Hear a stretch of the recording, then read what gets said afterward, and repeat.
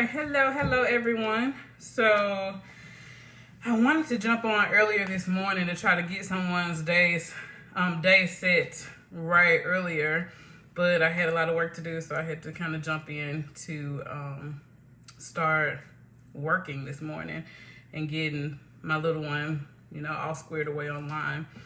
But one of the tasks for today in our rush week is to do a how-to live. So that's what I'm here to do, and how-to live. But I've actually been thinking about this for a while, even though the task just came up today. It just ironically fits into something that I've been wanting to share for a while. And this is just going to be a quick version because I got to get Nyla off to cheer, but there's also some things that I kind of want to reserve to save to later. But the how-to is, how do you really dream and watch those dreams come true?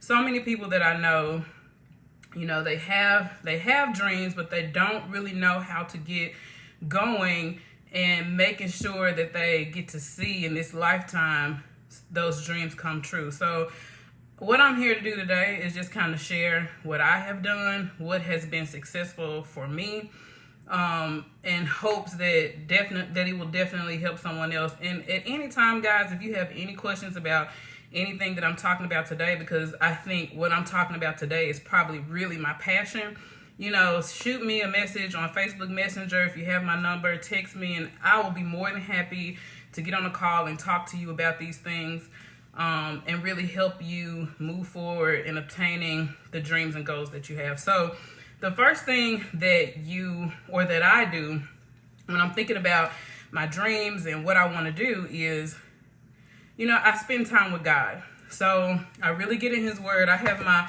1-year Bible actually sitting on my desk, and it takes you through a series of verses and chapters each day. So I really get into my Word because while I do have dreams and goals, I really want to be in God's will. So I really, try to really spend some quality time with God, really yielding myself to the Holy Spirit, and, just trying to open myself up to possibilities that I may not ever come to on my own. And so after I do that, I take a little time to reflect. Okay, so now that I've been in His Word, and now that I have really had an opportunity to digest it and take the opportunity to really hear from Him, how do I supplicate that in my life? So at that point, I'm reflecting on the things that I want and how they line up with the things that God would have for me and my family. In that reflection time, it's funny. I talked to my boss a couple days ago about the fact that I'm not really sleeping. And the reason that I'm not sleeping, there's a lot of things going on. I've been stressed out about some things, but God has really been downloading so many different things in me and really trying to show me, it seems like in the middle of the night, like how to go about those things.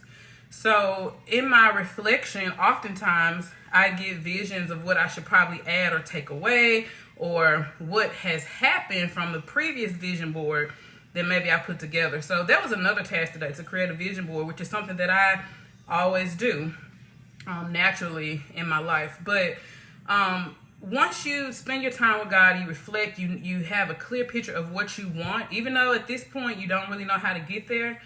You need to write those things down, whether you create a vision board or if you just get a journal and start journaling about, the things that you want. You have to write them down and make them plain. And not just plain enough for you to understand, but plain enough for anyone who may get their hands on it or their eyes on it to understand. And that's Bible.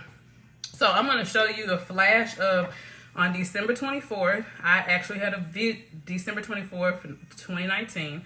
I actually had a vision board party with my family and a couple of my close friends. And so I had ordered these cork boards and this vision board kit. I got all kind of markers and pens and color paper and just everything that I could think of for everyone to kind of get engaged and create their vision board. Before we got started, we said a prayer with one another, and we kind of talked about what the goal of the vision board party was, and then we got to work. So I'm just going to flash by kind of quick but slowly my vision board, because there are some things on here that I don't want to talk about today, but at another time. But this is a flash by of my vision board. And basically, I'll show it to you from far away too.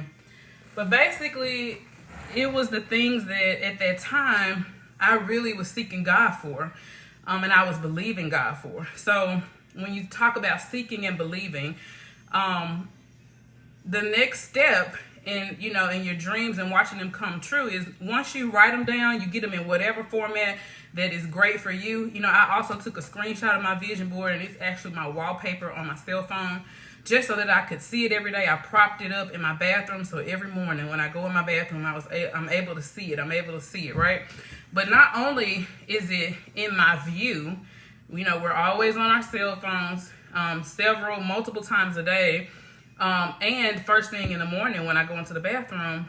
Not only is it in my view, I am expecting these things to happen. So a lot of times we get caught up in, gosh, the dream is too big. Man, God is not going to do that for me. Why would he do that for me? Why wouldn't he do that for you? He's the same God today as he was yesterday, 20 years ago. The things that you see him doing for your friends, the things that they are, shouting and praising and, giving their testimonies on, he can do the same thing for you. He is no respecter of person. So once you get that vision board laid out, again, whether it's on a poster board, on a cork board, in a journal, then you need to expect those things to happen. You should really trust God and believe in his promises, and expect them to happen. Once you really change your mindset on, I'm worthy. If you're sitting there now listening to this, whether it's, right here with me now, or you're, catching the replay, I want you to say to yourself, I'm worthy. I'm worthy of all the things that God gives me the ability and creativity to imagine.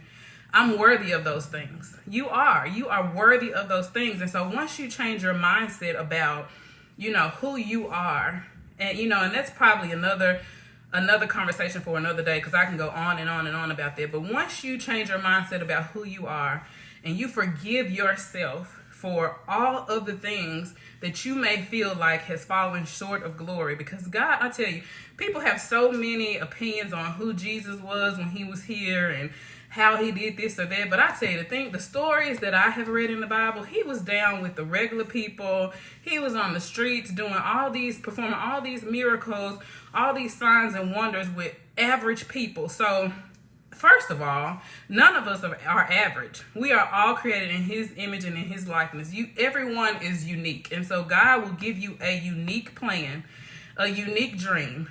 There is enough out here for all of us. And I think we get so caught up in that too.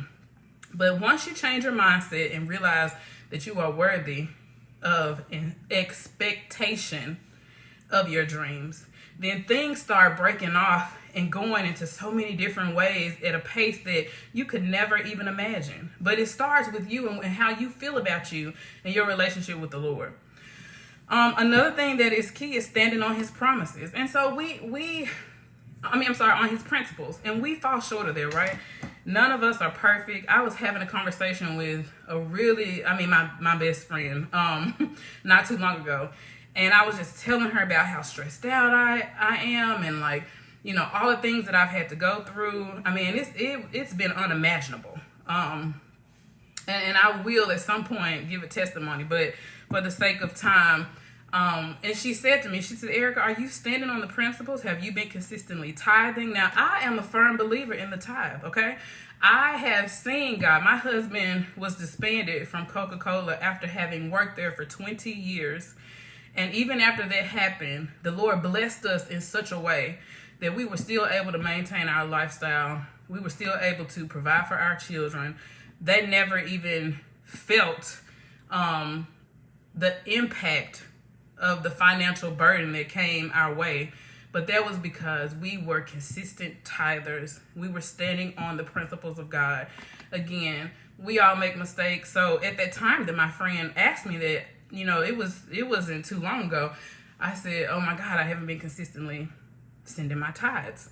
With the pandemic and stuff going on and not actually going into church, there was an accountability piece there that I had let go. And so I had to figure out, okay, oh my goodness, you're right. I need to get back to the principles. There are blessings when we follow the principles of the Lord. So anyway, make sure if you're not tithing, tithe. If you have any questions about that, feel free to hit me up. We can talk about it. I can tell you more about the things that I know God has done in my life because of the tithe. And then the last point that I want to make on how do you not only dream, but actually watch your dreams come true. Once you spend your time with the Lord, once you reflect and pull together your dreams and how do they correlate with the will of God for yourself, because he will speak to you and let you know. Once you write those things down, create your vision board, and then you're standing on the principles of God, the last thing is you never give up. And that's the piece that I think is so hard. We'll start something and stop it. Start something and stop it. And once we feel like it's not going the way that we think it should go because Erica's journey isn't looking like Becky's journey, or Becky's journey isn't looking like Adrian's journey, we feel like, okay, it's not working. It's not working for me. I got to stop. I have to stop. But that's not real life. First of all, anything that's worth having, you guys know the rest, is worth working hard for. So the biggest, I think, out of everything that I've shared on how to see your dreams come true is to never stop working at your dreams. No matter how hard it gets, how long it takes, your timetable is not going to be the same timetable as mine. My timetable is not going to be the same timetable as yours. But the goal is to never give up until you see. When you start marking off the things on your vision board and you can say, oh my gosh, 5 things. I did this vision board last year. 5 things the Lord has seen me through. I can take that off. I can take that off. You'll be surprised at how much bigger you can dream. You'll be surprised at how much more God will give you the capacity for. But the biggest thing is really trusting him. It all goes back to that, and never giving up on his promises and never giving up on you. So I hope this how-to video or live has really helped someone. If you catch the replay, put #replay in the comments. Again, if you have any questions or concerns, or just need someone to talk to about, man, I have all these things tied up on the inside of me, wrapped up on the inside of me. I don't know how to take the first step. Hit me up. I'll be more than happy to get on a call with you, get on a Zoom call with you, do a FaceTime, do a text, whatever it is that makes you feel comfortable. I want to see us all win, and I want to be a vehicle to help people get to reaching their dreams, but not just dreaming, but actually, like I said, reaching their dreams, seeing them come to fruition. Thank you guys for listening, and have a great rest of your day.